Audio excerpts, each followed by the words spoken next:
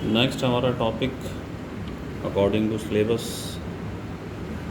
جس کا نیم ہے ہندوستانی قراوادین کے حوالے سے یونانی طب. Introduction of Unani pharmacopoeia that is قراوادین and national formulary with special reference to Indian pharmacopoeia.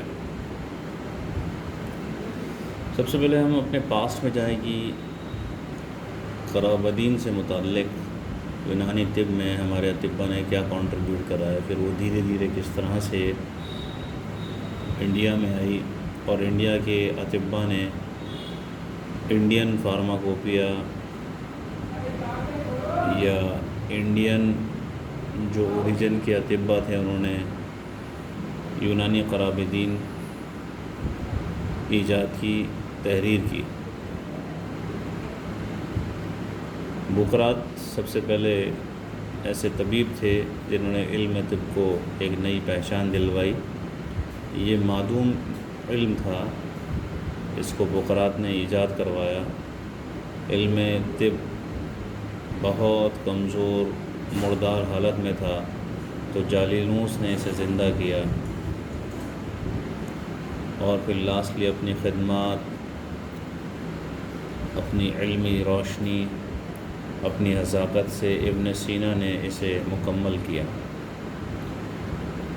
اور بھی دیگر بہت سارے ایسے طبیب ہیں جس نے نہ صرف طب کے کئی شعبوں میں کام کیا بلکہ کام کرتے ہوئے انہوں نے کئی ساری قراوادین بھی لکھی. ہر ایک طبیب نے ہر ایک موضوع پر کتاب لکھی تو وہیں قراوادین نے مرتب کیے. تاریخی اخبار سے اگر دیکھا جائے تو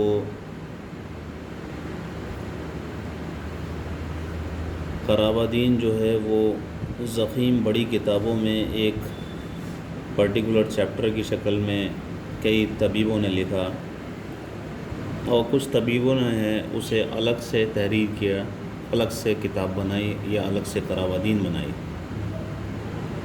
عظیم الشان بڑی بڑی کتابیں جیسے کہ القانون، الحاوی، فردوس الحکمت، یہ بڑی بڑی یونانی کی کتب ہیں، کتابیں ہیں.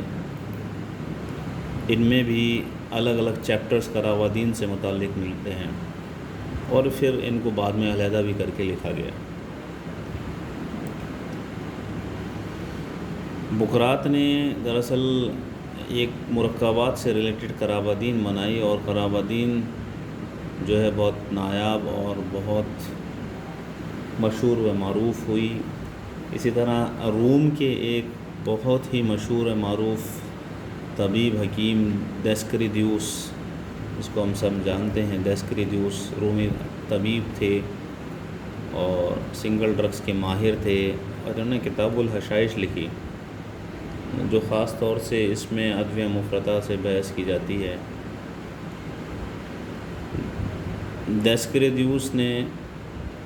ڈیسکریدیوس کے بعد جو ہے جالینوس ایک بڑے حکیم آئے اور انہوں نے سب سے پہلے قراوادین کو مرتب کر کے لکھا، ایک ترتیب دے کے صحیح طریقے سے جو لکھنے والے تھے تو اس کو مرتب کر کے صحیح آرڈر میں بنانے والے سب سے پہلے جالینوس ہی تھے.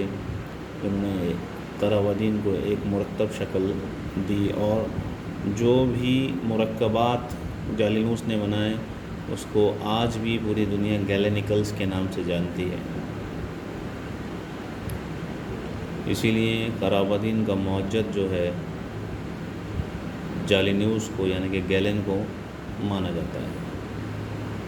اسکلیپیوس جیسے ہم جانتے ہیں کہ پرانے طبیب رہے ہیں، انہوں نے بھی کافی مرکبات پہ محنت کی، مرکبات جو ہے بنائے اور اس میں صفوف جو ہے بہت بنیادی شکل تھی مرکبات کی جو کہ مریضوں کو استعمال کی جاتی تھی اور اس کو استعمال کرنا بڑا مشکل ہوتا تھا صفوف کو.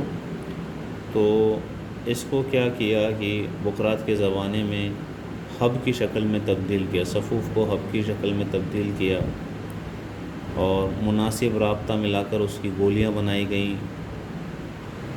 اور پہلے کی گولیاں بہت بڑی ہوتی تھیں جو بقرات کے زمانے میں بنائی جاتی تھی، اس لیے جالونوس نے کیا کرا کہ نخود یعنی کہ چنے کے برابر کی گولیاں یا مٹر کے برابر کی گولیاں، چھوٹے سائز کی گولیاں بنانا شروع کرا۔